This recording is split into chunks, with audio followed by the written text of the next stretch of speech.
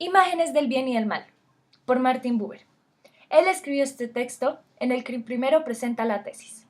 Dios lamenta haber creado al hombre porque éste, entregado al conocimiento del bien y del mal, e incapaz de superar la antítesis de estos, trae al mundo creando el caos de lo posible. Dios quiere borrar al hombre de la faz de la tierra y con él a todos los seres vivos que el autor del acto de violencia arrasó consigo a la corrupción. Dios justifica su perdón después de la destrucción, explicando su decisión de no volver a destruir a todos los seres vivos precisamente porque las formas del corazón humano son malas desde su juventud. No dice todas las formas, ni tampoco puramente malas, y además agrega juventud. Así es como Buber se concentra y piensa acerca de la imaginación humana. Concluye que no puede ser mala por completo, sino más bien que es mala y buena a la vez, y que no podríamos existir meramente con una y sin la otra. Buber cree que mediante la imaginación podemos dirigirnos a Dios, cosa que antes del conocimiento del bien y del mal era imposible. Tampoco cree que el hombre porte consigo el pecado original. Buber cree que la imaginación está compuesta de ambos, tanto bien como mal. El impulso malo no es menos necesario que su compañero, y de hecho es más necesario. Sin él, el hombre no buscaría mujer, ni criaría hijos, no construiría morada, ni intercambiaría económicamente, pues todo esfuerzo y toda eficiencia en el trabajo es la rivalidad de un hombre con su prójimo. Es así, según él, el impulso malo, la levadura de la masa, el fermento que Dios coloca en el alma y sin el cual la masa humana no se elevaría. Consecuentemente, la calidad de un ser humano depende de la cantidad de levadura. Posteriormente, la tarea del hombre no es exterminar el impulso malo, sino reunirlo con lo bueno. Y concluye que no debemos amar a Dios meramente con el lado bueno. Y por lo que estamos compuestos a ambos, sería un amor incompleto.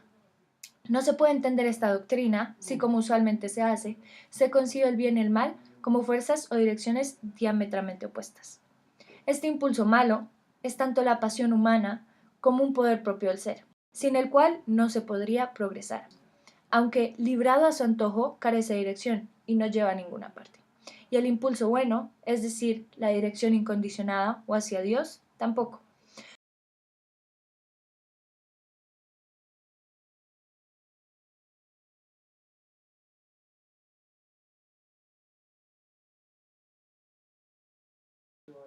Solo de esta forma se puede ser un ser humano íntegro. Ella es Hannah Arendt. Se le conoce por ser la filósofa alemana judía más importante en la época de la Segunda Guerra Mundial.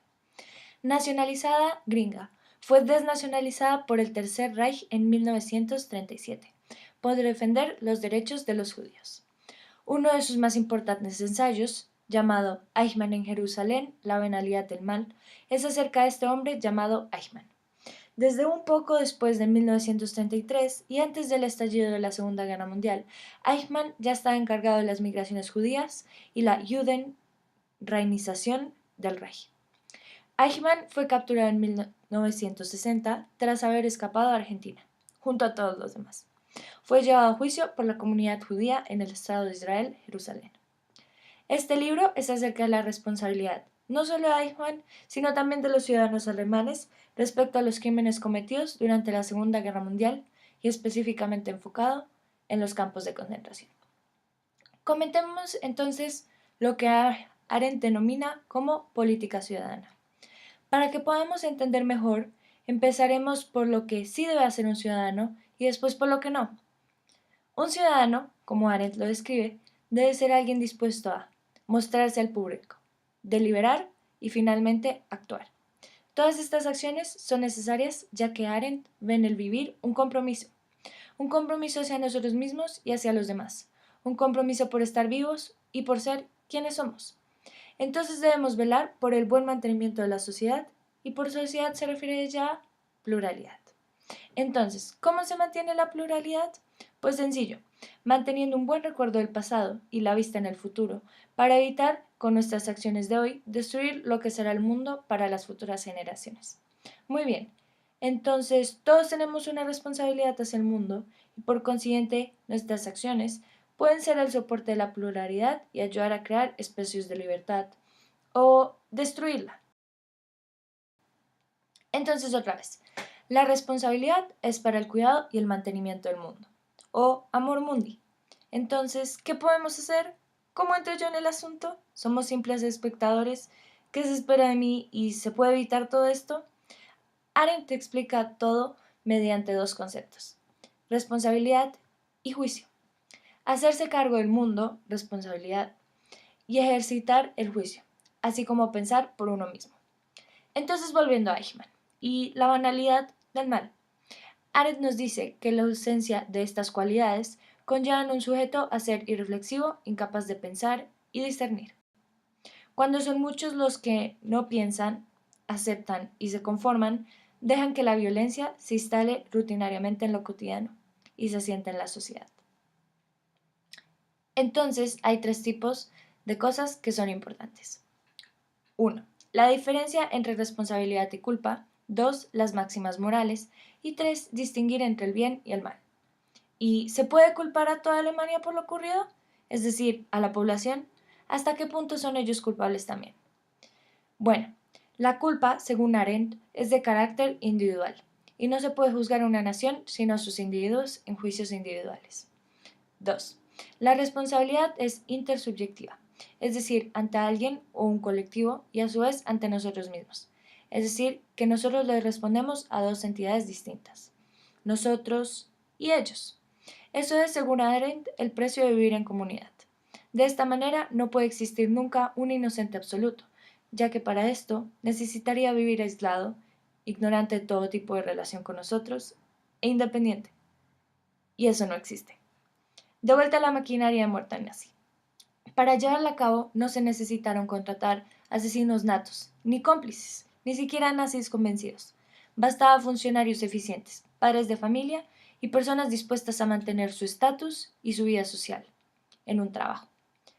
Esto es lo que Himmler supo aprovechar, las características de un individuo en masa, y así convirtió a los seguidores del partido en tuercas y engranajes de algo mucho más grande que todos ellos.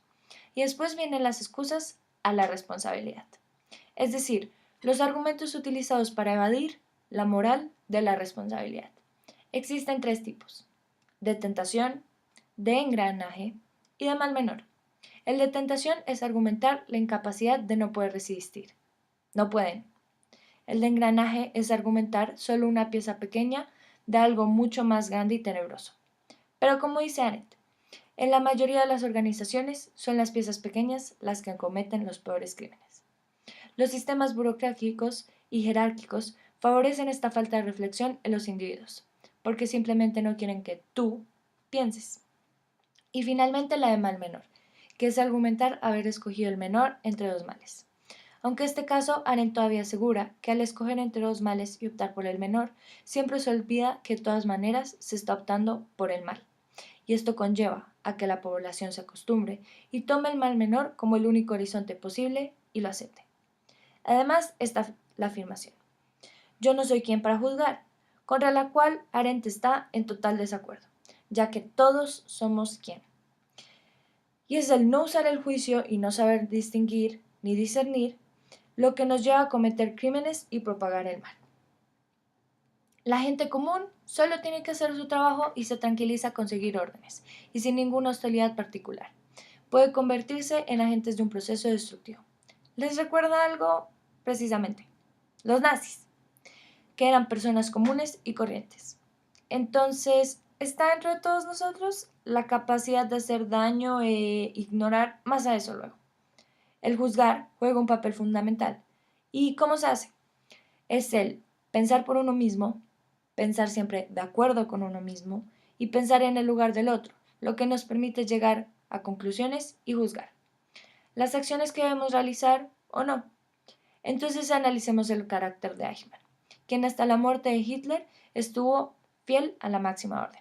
Y según palabras de Harry Mulisch, solicitó que le dieran la orden de ahorcarse él mismo, porque mientras no se la den, no lo hará, aunque tenga los bolsillos llenos de sogas.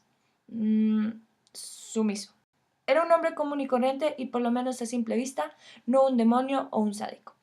Lo más grave en el caso de Eichmann era precisamente que hubo muchos como él, no pervertidos o sádicos, sino terroríficamente normales. Y lo extraordinario no es el personaje en sí, sino que hubo muchos como él. Entonces incluye Las sistemáticas de la sociedad moderna facilitan este tipo de criminal y este tipo de mal. La única característica específica que uno podría destacar de su pasado y también en su conducta durante el juicio y los juicios policiales previos era algo completamente negativo. No era estupidez, sino una curiosa y verdaderamente terrible incapacidad de pensar.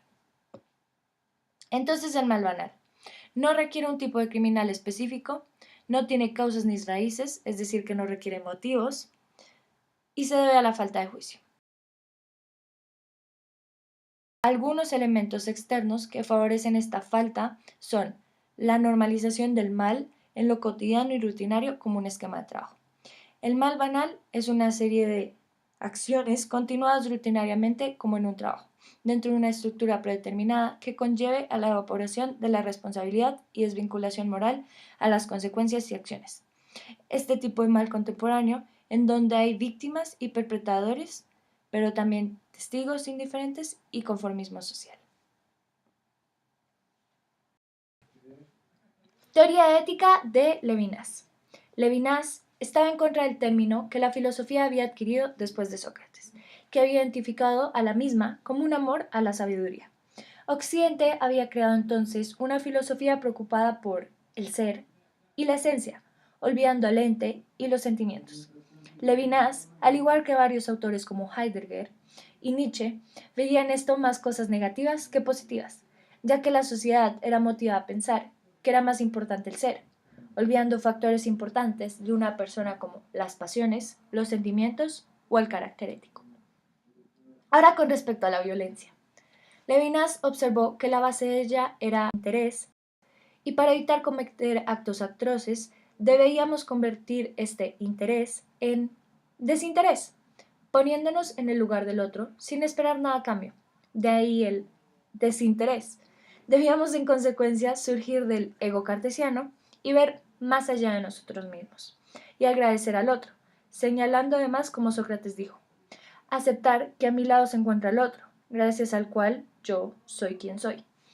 A esta filosofía, por ende, ya no se le conoce como un amor a la sabiduría, sino a la inversa, una sabiduría que nace del amor. Y concluyentemente, el hecho que definiría a un ser humano no sería su interés, sino su desinterés. Es así que debemos preocuparnos del otro y no verlo como que estamos enfrentados, ya que al fin y al cabo yo soy quien soy, gracias a que hay otro, y a la responsabilidad que ese otro sintió sobre mí. Es importante caer en cuenta que detrás de mí hay otros que no son yo, conocido así como humanismo del otro hombre, al responsabilizarse y responder totalmente por otro. Desde el momento en el que el otro me mira, yo soy responsable de él sin ni siquiera tener que tomar responsabilidades en relación con él. Su responsabilidad me incumbe, es una responsabilidad que va más allá de lo que yo hago. Así se pasa de un yo cerrado, ego cartesiano, a un yo abierto, y la filosofía así no empezará del yo, sino del otro. Pues, ¿cuándo soy yo? Cuando otro me nombra. Si nadie me nombra, no somos nada. Podemos sustituir de esta manera el pienso luego existo de Descartes por soy nombrado luego soy. El otro. El otro responde a aquello que no soy yo. Aquello es anterior a mí y gracias a lo cual yo soy quien soy.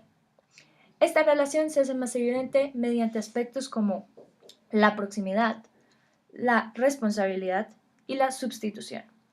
Esta relación me afecta de un modo u otro, por lo que me exige que me encargue de él, incluso antes de que yo decida.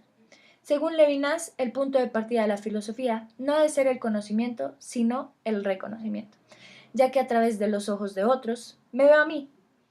Entonces encuentro una razón al por qué no matar.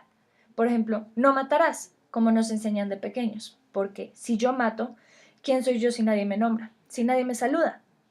Entonces se convierte esta orden en no te despreocuparás del otro. Entonces Levinas es un gran opositor a la ciencia y tecnología, ya que frecuentemente nos enseñan a despreocuparnos del prójimo, a no preocuparnos de que tenga un buen día y nos acoge a olvidarnos y centrarnos cada vez más en nosotros mismos.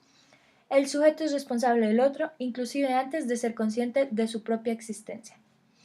Y sin embargo, en esta relación existe un tercero, El Estado, las reglas y la autoridad capaz para que se nos juzgue. En esta ética estamos obligados también a juzgar, emitir juicios y comparar.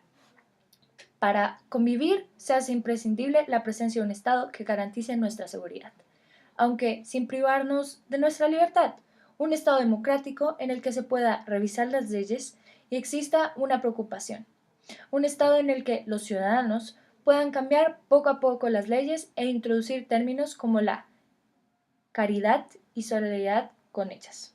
Porque la ética leviniense exige la justicia, no solamente ser solidaria, sino justa.